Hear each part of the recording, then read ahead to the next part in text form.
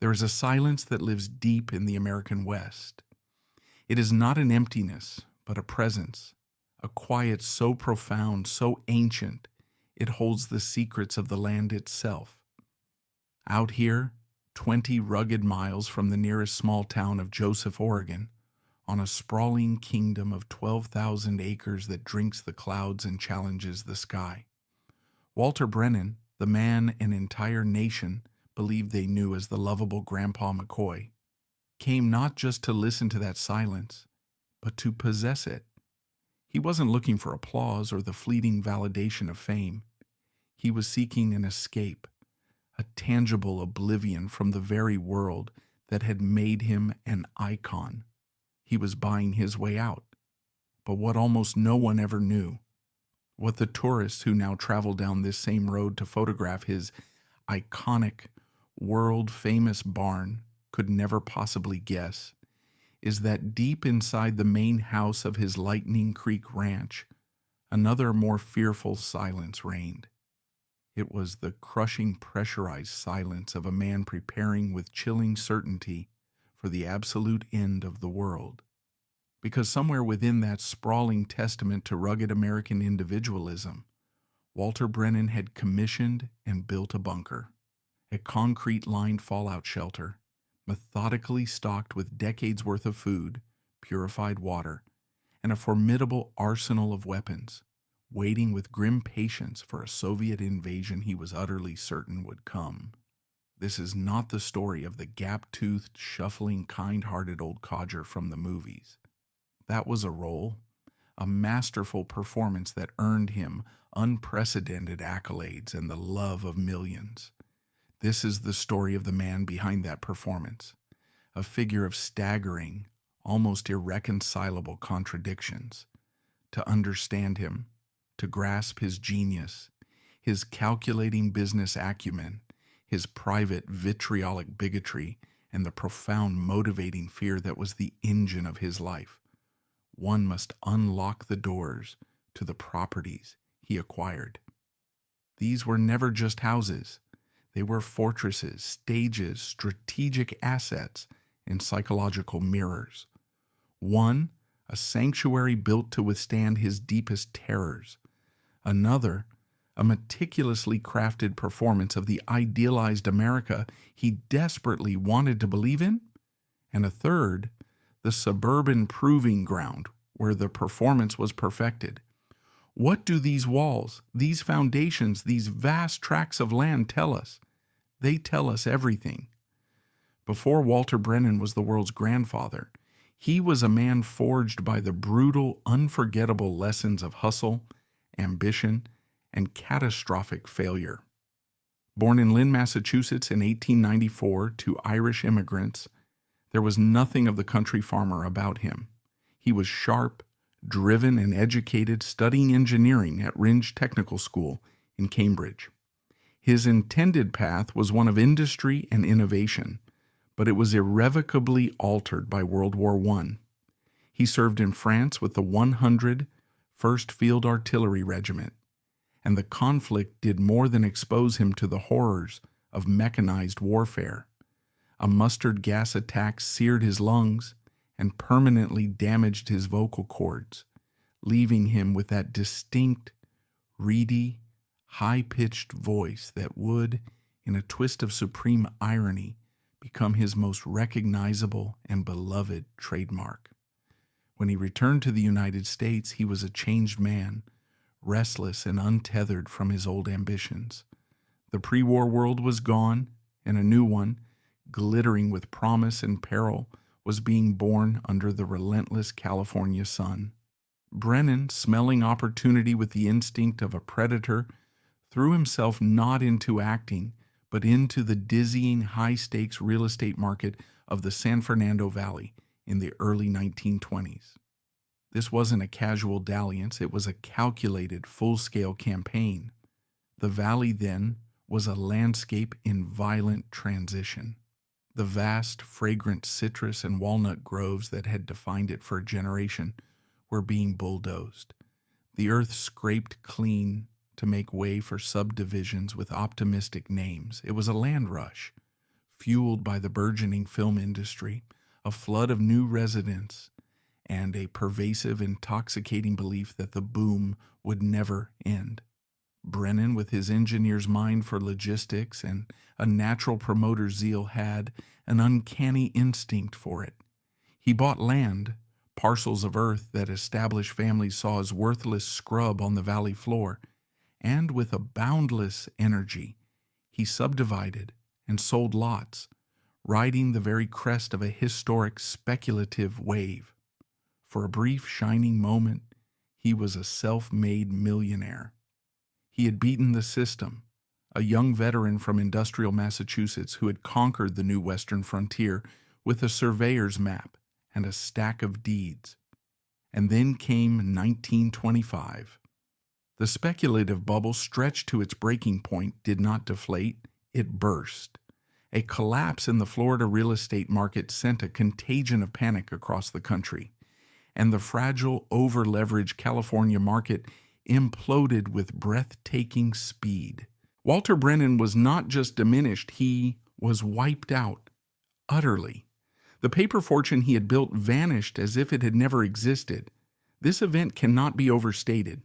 It was more than a financial setback. It was the foundational trauma of his life. It carved into his soul a permanent, deep-seated terror of insecurity, a visceral understanding that money, stocks, and promises could evaporate overnight. He learned a lesson that would become the core philosophy of his existence. Fortunes could disappear, but land, physical, tangible earth that you could stand on, that you could fence, that you could defend, endured. This loss became the ghost that would haunt every future success, the relentless driving force behind his lifelong, obsessive quest to own property. It was no longer about wealth, it was about survival. Broke, his confidence shattered, and now with a young wife, the steadfast and preternaturally graceful Ruth Wells, to support, he turned to the one place his knack for transformation might still hold value, Hollywood. He started at the absolute bottom, a $7.50 a day extra, a nobody. For years, he was a face in the crowd, a stuntman taking dangerous falls for stars who would never know his name. He was so skilled at disappearing into roles, at erasing himself, that directors would simply ask if he wanted a part, with or without. And Brennan, ever the professional, would pop out his false front teeth, lost in a long-ago on-set accident, and grin his signature gummy smile, asking, with or without teeth. It was this chameleon-like quality, this unnerving ability to shed his own skin, that would eventually make him a legend. But as the studio paychecks started to grow, his first priority wasn't a flashy car or a Hollywood wardrobe. It was real estate. The ghost of 1925 demanded it. He began to buy again, but this time with the caution of a wounded animal. Quietly, methodically, he bought small lots, then modest houses. He was building a new empire, not of fame, but of soil and timber, a bulwark against the terrifying instability he knew lay just beneath the gilded surface of success. Walter Brennan's family homes during his meteoric rise in Hollywood were the architecture of a man methodically securing his flank. After years of proving his worth, his contract with Samuel Goldwyn and a string of scene-stealing performances finally gave him financial stability. His properties in Encino and later the more substantial estate in Northridge were not the flamboyant Spanish villas or sleek Art Deco palaces favored by his movie star contemporaries. They were solid, respectable, traditional American homes, the kind a successful New England banker might build, which, according to those who knew him well, was far closer to Brennan's true personality than the folksy hayseeds he played on screen. The Northridge property, purchased as his career reached its zenith, was particularly revealing. This was his suburban fortress, the place where he would perfect the public performance of his private life, Northridge in the 1940s and 50s was the embodiment of the post-war American dream, a community of successful but not ostentatious professionals, doctors, lawyers, and the more grounded members of the film industry. It was a landscape of order, of manicured lawns, two-car garages, and a comforting homogeneity. Let us take a walk through that home, not as a visitor, but as an observer of intent. The house itself was a sprawling single-story California ranch, but its traditional elements were emphasized. It was built of clapboard and brick, materials that spoke of permanence and East Coast heritage, not stucco and clay tile. The front door would not open into a dramatic, sweeping foyer. It would open into a home. You wouldn't be met with movie posters or glass cases holding his Academy Awards. Those were for the studio, for the public. Here, you'd be met with the smell of a home-cooked meal from Ruth's kitchen, the sounds of his 3 children, Arthur, Mike, and Ruth Jr., playing in the yard. This was Ruth's domain, and her influence was the silent organizing principle of the space. While Walter was on studio lots transforming himself into monsters and saints, Ruth was the anchor. A woman of immense patience and quiet dignity, she curated a world of profound normalcy. The living room, with its large picture window looking out onto a green lawn and a sparkling swimming pool, was a space for living, not for entertaining studio heads. The furniture, one can imagine with near certainty, was not the sleek, minimalist design of the burgeoning mid-century modern movement. It would have been heavy, solid, and traditional, perhaps from a brand like Ethan Allen or Stickley, pieces that spoke of durability and a conservative, timeless taste. The palette would be muted, earthy tones, beiges, browns, forest greens, reflecting a deep-seated rejection of Hollywood flash. This was a home built to contain a family, to raise children who knew their father as Dad, not as a 3-time Oscar winner. It was the physical embodiment of the American dream he sold to the public. But it was also a stage. It was on this property that Brennan honed the persona of the family patriarch, the common man who had done well. Yet even here, in this picture-perfect suburban enclave, the anxieties were present. The property was large, the fences were high. It was a self-contained world, a safe zone. But as his fame exploded, as he became one of the most recognizable and beloved actors in the world, the security of a suburban lot was no longer enough. The walls of Northridge began to feel less like a fortress and more like a cage. He began to yearn for a landscape that matched the scale of his internal world, a world of vast ambition and even vaster, darker anxieties. In 1940, flying in a small plane over the remote, rugged northeastern corner of Oregon, he found it. The choice of Wallowa County, Oregon, was not a whim based on scenery. It was a deeply calculated ideological statement. In 1940, this region was one of the most remote and sparsely populated in the continental United States. Known as the Oregon Alps, its landscape was a dramatic tableau of soaring, snow-capped mountains, deep glacier-carved lakes, and vast empty valleys.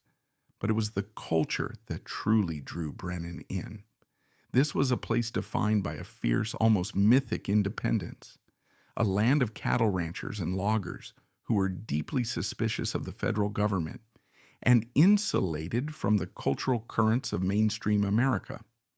For Brennan, a man increasingly disgusted with what he saw as the moral decay of Hollywood and the nation, it wasn't just a retreat, it was a pilgrimage. It was a homecoming to a spiritual frontier he'd only ever been able to play on screen. He named it the Lightning Creek Ranch. He began by acquiring a large parcel and then, over the years, methodically bought up adjoining properties, assembling a contiguous kingdom of 12,000 acres. It was a massive undertaking, a real estate campaign that dwarfed his early ventures in the valley. He sent his son Walter Jr., known as Mike, to live there and manage it. This was a crucial move, echoing the dynastic ambitions of a feudal lord. He wasn't just buying an asset, he was seeding a legacy. He wanted his son to be forged by the land, to learn its harsh lessons, to put down the kind of deep, unshakable roots that Brennan felt were slipping away in the shallow, celebrity-tilled soil of California. To truly understand Brennan, one must tour this ranch in the mind's eye. It was a self-sufficient world. Miles of sturdy fences, their posts sunk deep into the rocky soil, demarcated his domain. The land itself was diverse. Lush, irrigated pastures for his Hereford cattle, steep, timbered hillsides of pine and fir, and miles of frontage on the wild, rushing rivers of the Wallowa watershed. There were barns, corrals, workshops, and staff housing, all the infrastructure of a serious agricultural operation. The ranch house itself was a masterclass in purposeful anti-luxury, a direct rebuke to the Hollywood aesthetic. It was not a palace. It was a rugged, functional, custom-built lodge, constructed from local stone and timber, designed to blend with the landscape and withstand the brutal Oregon winters. His granddaughter Tammy remembered the reality of life there with a telling fondness. When the lights were off, she recalled, the lights were off because of the gas generator. You had to find the bathroom in the dark. Think about the profound, aggressive symbolism of that choice. One of the highest paid, most powerful actors in the world, a man who could afford any conceivable luxury, willfully choosing a life dictated by the sun and the noisy, temperamental hum of a private gas generator. He wasn't just playing a role here. He was aggressively, violently decompressing from one. Let us step inside that house. The great room would have been dominated by a massive fieldstone fireplace, its stones pulled from the local riverbeds, its maw large enough to burn whole logs cut from his own land. The beams overhead would be enormous, rough-hewn timber, still showing the marks of the adze sourced from the surrounding forests. The floors would be flagstone, cool in the summer, radiant from the constant fire in winter. The furniture would be heavy, masculine, and built to last for generations. Overstuffed leather armchairs, their surfaces cracked and burnished with age, positioned not to face a television, but to face the enormous picture windows that offered a panoramic, humbling, and ever-changing view of the Eagle Cap wilderness. This was a house of textures, the roughness of stone, the grain of wood, the softness of wool blankets, the coldness of glass. There would be no screening room, no tennis court, no gold-plated faucets. The luxury here was in the authenticity, the craftsmanship, the quality of the raw materials, the absolute solidity of the construction.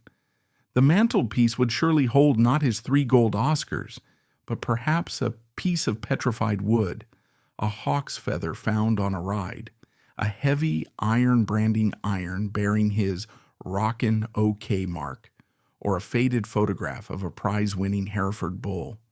This was a space meticulously and violently stripped of Hollywood pretense. It was his sanctuary of authenticity, the only place he could fully shed the skin of a Walter Brennan movie star and simply be. His favorite saying, repeated to any journalist who would listen, was, "I'm just an old man with a paper route." Here in Oregon, surrounded by the profound elemental quiet, he could almost believe it was true. The true monument of the property, however, the structure that broadcasted his entire philosophy to the heavens, stood a short walk from the house, a cathedral-sized handmade barn, 212 feet long and 65 feet wide. Built over months by local craftsmen using timber from the ranch, it was a staggering piece of rural architecture, a testament to sheer will, capital, and ambition. This barn was Walter Brennan's true Oscar, his most personal and grandiose statement to the world. It represented everything he valued: hard work, permanence, self-sufficiency, and a deep connection to an idealized American frontier that he felt was vanishing everywhere else. He was so proud of this place, it became, for a time, the most photographed ranch in all of Oregon. But the quiet he found in the Wallowa Valley wasn't enough to silence the roaring noise in his head. The man who curated this pastoral paradise was also a man consumed by a virulent, gnawing, and escalating fear. As the Cold War deepened and the cultural shifts of the 1960s began to rock the foundations of the nation, Brennan grew increasingly rigid and paranoid. He became a fervent, vocal member of the John Birch Society, an arch-conservative, anti-communist group that saw conspiracies and subversive plots everywhere, particularly in the civil rights movement, which Brennan virulently opposed. And this is where the story of his real estate takes its darkest, most deeply revealing turn. It is a twist that reframes everything. Somewhere on his property, most likely dug into the earth beneath the solid, reassuring foundation of the Oregon ranch house itself, Walter Brennan built his fallout shelter. Let us descend into that secret space down a flight of steep concrete stairs behind a reinforced steel door. The air grows cold, smelling of damp concrete, machine oil, and canned goods. This was not a cozy den or a wine cellar. This was a tomb for a world he was certain would die, a space of pure, cold utility, bare cinder block walls, painted a sterile white, heavy metal shelves bolted directly into the concrete, lined with military-grade survival rations designed to last for 25 years, barrels of purified water, a sophisticated air filtration system, a shortwave, hand-cranked radio, and the arsenal. This was not just a couple of hunting rifles. It was a carefully curated collection of firearms, shotguns for close quarters, high-powered rifles for distance, multiple handguns, and crates upon crates of ammunition. This was the architectural expression of his political paranoia, a concrete manifestation of his deepest, most terrifying anxieties. His public home, the lodge above, was a celebration of an idealized American past. His private vault below was a terrified premonition of a dystopian radioactive future. This wasn't a quirk. It was the key to unlocking the deep fissure in his soul. The beloved public figure who, according to biographer Carl Rollison, expressed satisfaction at the murder of Martin Luther King Jr., was the very same man who designed this bunker. The two were inseparable. The fear of chaos fueled the bigotry, and the bigotry justified the bunker, creating a terrifying feedback loop that he sealed in concrete beneath his idyllic mountain home. As the years wore on, as his body began to betray him, the vastness and the harsh, unforgiving winters of the Oregon wilderness likely became too much. The emphysema contracted from the war gas, and a lifetime of smoking was worsening. In his final decades, he sought a different kind of refuge, a strategic compromise between total armed isolation and the world he couldn't quite escape. He and Ruth purchased a smaller, more manageable ranch in Camarillo, California, nestled in the gentle oak-studded hills of the Las Posas Valley in Ventura County. This property was in almost every conceivable way the antithesis of the Lightning Creek Ranch. It wasn't a fortress, it was a stage for his final act.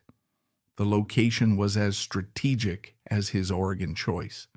Ventura County in the 1960s and 70s was a bastion of agricultural conservatism, a world away from the liberal politics of nearby Los Angeles.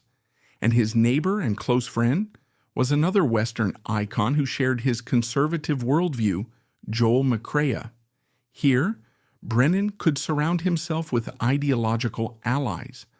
On this new stage, Brennan played a different role. He wasn't the reclusive cattle baron or the paranoid survivalist. He was the respected elder statesman, the dignified man of the community. The Camarillo Ranch was a classic California ranch-style home, a single-story, sprawling structure designed for easy indoor-outdoor living. It almost certainly had a large flagstone patio and a sparkling swimming pool, spaces designed for socializing, for enjoying the mild Southern California weather with friends and family. The architecture of this home looked outward, not inward. Its large windows and sliding glass doors wouldn't have been scanning a wild, threatening frontier, but looking out onto a landscape of community and order, manicured fields, citrus groves, and neighbors' homes. The interior would have reflected this fundamental shift in purpose. It would have been lighter, more airy than the dark, heavy Oregon lodge, filled with the bright California sun. Yet, the Brennan signature would remain, a testament to his unbending core principles. The furniture would still be traditional, sturdy, and comfortable, a quiet but firm protest against the slick, modern styles of the 1970s. This was the house where he and Ruth became public citizens. They took a keen interest in local history, donating artifacts and significant funds to the Pleasant Valley Historical Society. Ruth, always the quiet pillar of the family, found a public role herself, serving on the local water board. They were weaving themselves into the fabric of this idealized small town, a town that mirrored the wholesome conservative values of the characters he had famously played. He had finally achieved the perfect compartmentalized life. He had the sprawling Oregon wilderness for his dark, fearful, authentic soul, and the tidy Camarillo Ranch for his social, performative, and idealized self. The two homes were the two halves of Walter Brennan, the man who wanted to escape from America and the man who wanted to be its living embodiment.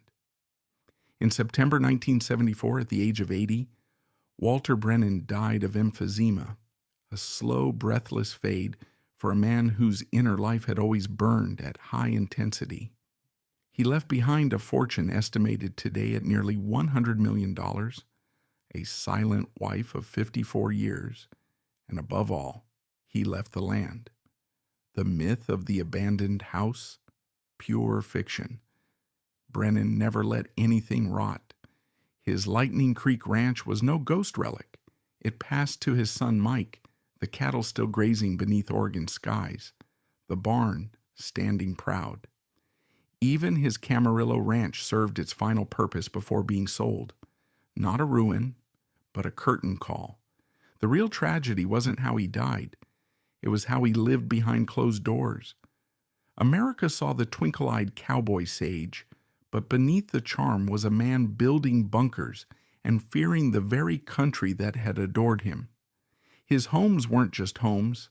They were stages, shelters, and sanctuaries. Three architectural versions of the same unsolvable riddle. In the quiet between those walls lived a man torn between performance and paranoia. Not a villain, not a hero, just a deeply fractured icon of American myth, watching the world from behind a locked steel door. And when that last imagined glow of apocalypse faded, so too did the last spark of Walter Brennan. All that remained was the echo of a voice America thought it understood, and the silence of the man it never truly knew.